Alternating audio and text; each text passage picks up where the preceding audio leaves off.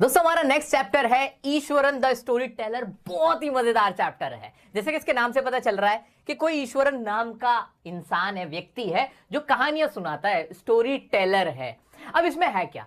अच्छा, तुम्हारे साथ नहीं होता? तुम्हारा कोई दोस्त या तुम्हारी सहेली तुमसे कहती है, कहानियां सुनाती है, मनगढ़ंत कहानियां कहती है। पता है, मैंने ना कल वहां कुछ देखा था, सफेद कलर में था। कभी तुमने कुछ देखा ऐसा? मैंने देखा था। कोई था वहां पे, मुझे एहसास हुआ था। पता उसको देखने के बाद 2 दिन तक ना मुझे बुखार आया, फिर मैं ना बुखार में रही। ऐसे ऐसे नहीं कहती लड़कियां, ऐसे लड़के भी कहते हैं, भाई मैंने वहां कुछ देखा था, वहां सफेद कलर का था, उसकी मोटी मोटी आंखें थी, एकदम लाल लाल आंखें थी। मैं तो देख के ना बस मैं तो भागता चला गया, मैं नहीं रुका। फिर मैं नहीं रुका, मैं तो भागता चला गया। मैं घर आया, घर आते मेरे को बुखार चढ़ गया। 2 दिन तक 3 दिन तक तो मैं उठा ही नहीं था, बुखार ही बुखार रहा। और जब भी मैं सोचता हूँ ना मेरे को कुछ कुछ होने लगता है। अमावस्या की रात थी, उस दिन सूरज नहीं निकला हुआ था, चांद डूबा हुआ था। ऐसी ऐसी बातें नहीं बताते। ऐसे ही तुम्हारे कुछ दोस्त होते हैं जो कहते हैं, भाई बताए कल क्या हुआ? कल वो जो बड़े लड़के नहीं है जो जो हमारे स्कूल में पढ़ते हैं, हाँ बंटी और सोनू जो है वो मिले थे मुझसे कहने लगे, बड़ा चौड़ा होकर चल लिया है ऐसे बड़ा चौड़ा होकर चल रहा क्या है आजकल, तू इतना क्यों रहा है? मैंने कहा, मैं जानते नहीं हो मुझे, अरे पता है मैं किसका लड़का हूं? भाई इतना सुना और फिर वो सब भागते हुए चले गए। कह रहे यार भाई तुमने पहले क्यों नहीं बताया? देख रहे हो, ऐसे फालतू की बातें, मनगढ़ंत कहानियां, भूतिया कहानियां, ऐसे ही जिसे कहते हैं ना हवाबाजी वाली कहानियां, ये सब सुनाते हैं ना। इस तरह के लड़के होते हैं ना, इस तरह के लोग हमारे यार दोस्त। ऐसा ही एक इंसान था जिसका नाम था ईश्वरन।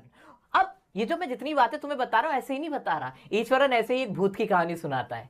ईश्वरन ऐसे ही एक ऐसी कहानी सुनाता है कि मैंने ये कर दिया, मैंने वो कर दिया। क्या वो कहानियां हैं? कौन है ईश्वरन? कैसा है हमारा ईश्वरन? आइए जान लेते हैं, वो भी चुटकियों में।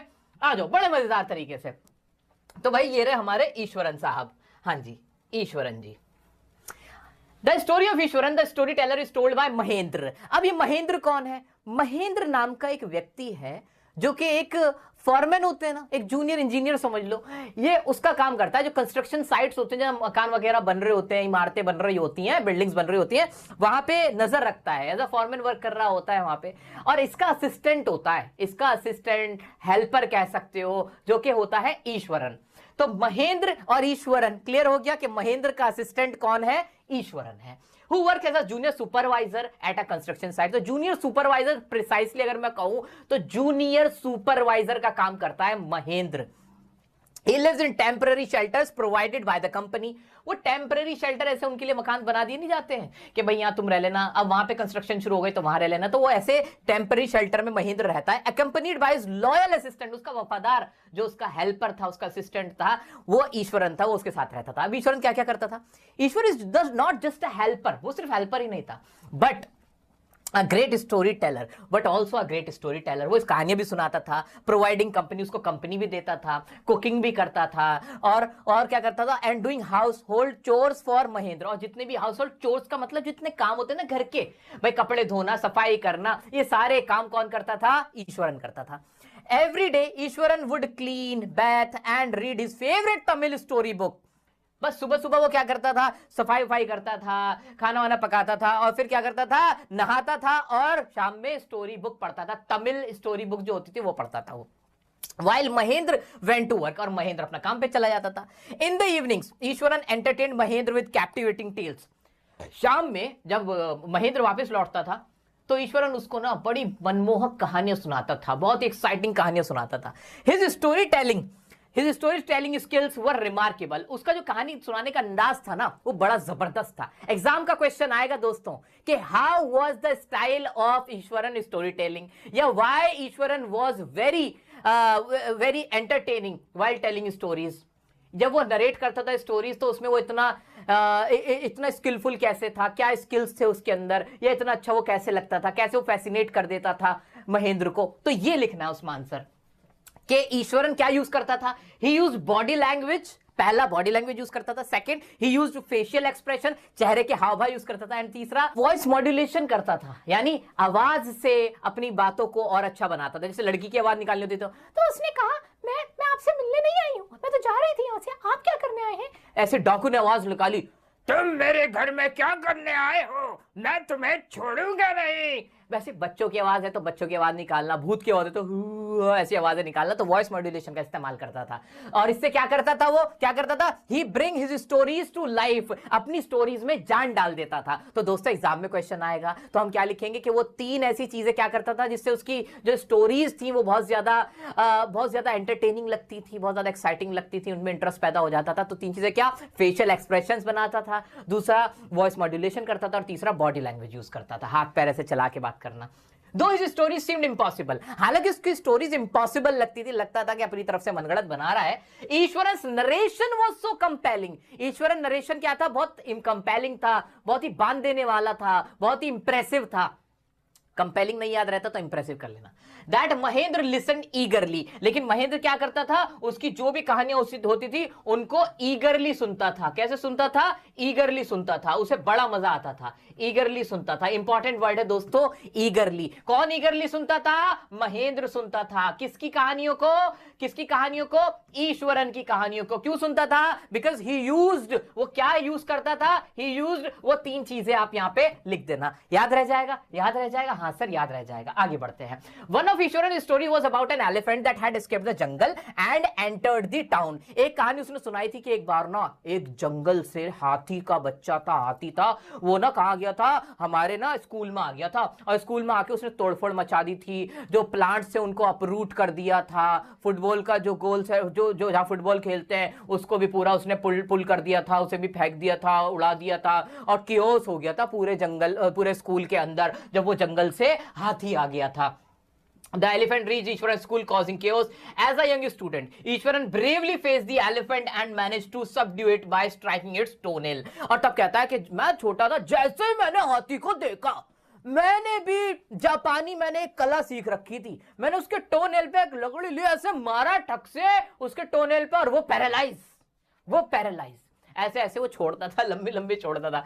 वो क्या कहता है, Iswaran later explain that he has used a Japanese martial art technique, possibly karate और जूजित्सु। वो कहता है वो जापानीज मार्शल आर्ट है, कराटे या उसे जूजित्सु कहते हैं, वो मैंने इस्तेमाल किया था, और टू पैरालाइज द एलिफेंट को पैरालाइज करने के लिए।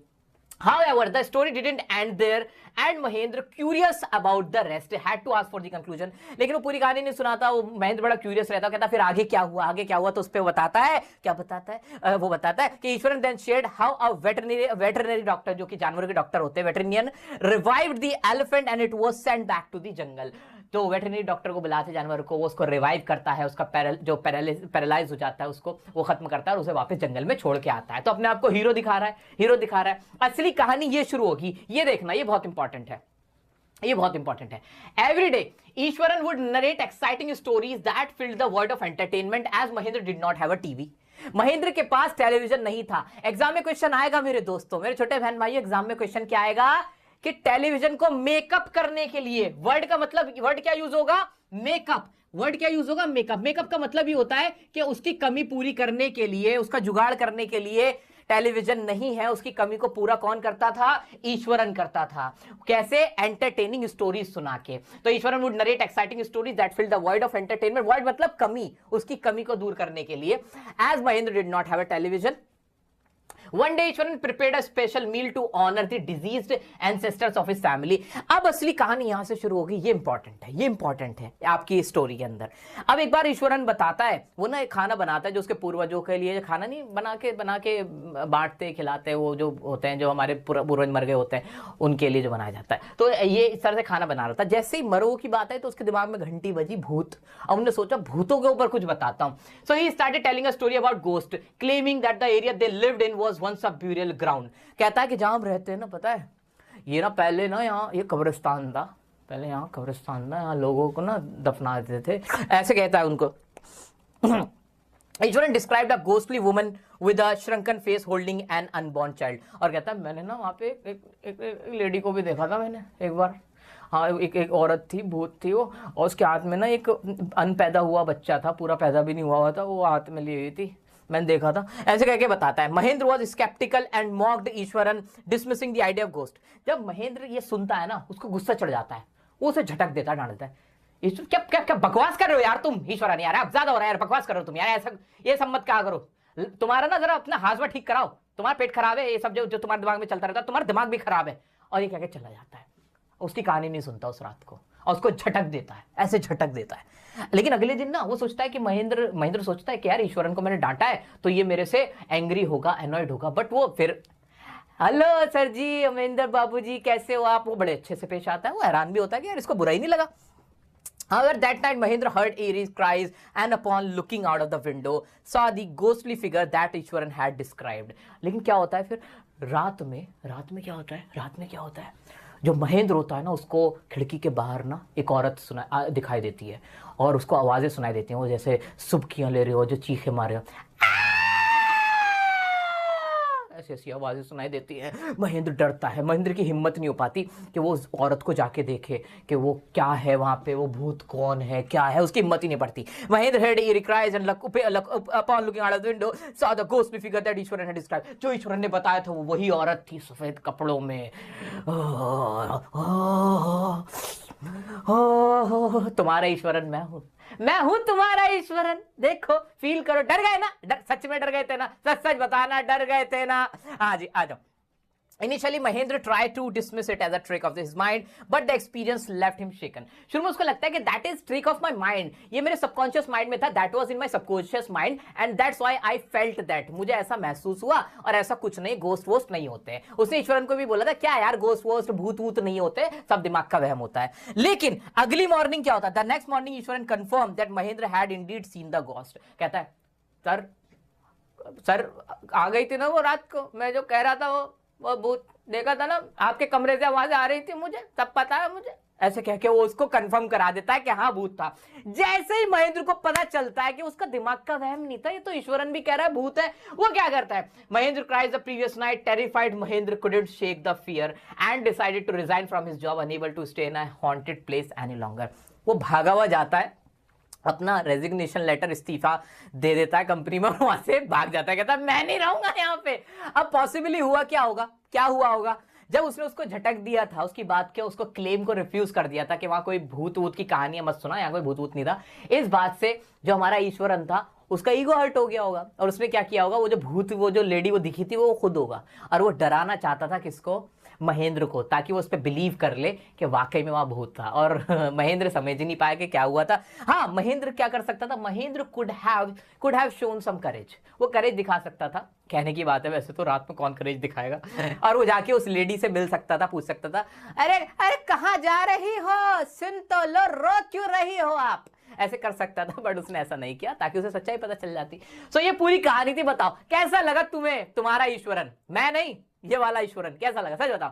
है ना मजेदार कैरेक्टर? आओ चलो अब इसके क्वेश्चन देख लेते हैं। अब ना इसके क्वेश्चन में तुम जरा भी नहीं फंसोगे, बहुत आसान क्वेश्चन लगेंगे अब तुम्हें, बहुत आसान लगेंगे। मोटा मोटा हमने देख लिया, छोटा छोटा देख लेते हैं। What was the routine of Eswaran? Eswaran का रूटीन क्या था कि वो सुबह उठता था, महेंद्र के लिए काम करता था, कुकिंग करता था, उसके बाद वो जो डोमेस्टिक चोर्स होते हैं, वॉशिंग क्लोथ्स, क्लीनिंग, ये सब करता था, और काम खत्म करने के बाद नहाता था, अपनी फेवरेट जो थ्रिलर जो नोटबुक्स होते हैं, तमिल स्टोरी टेलिंग बुक्स होते हैं, स्टोरी बुक्स होते हैं, वो पढ़ता था, और बस रात में फिर कहानियां सुनाता था, नरेट करता था। किसको?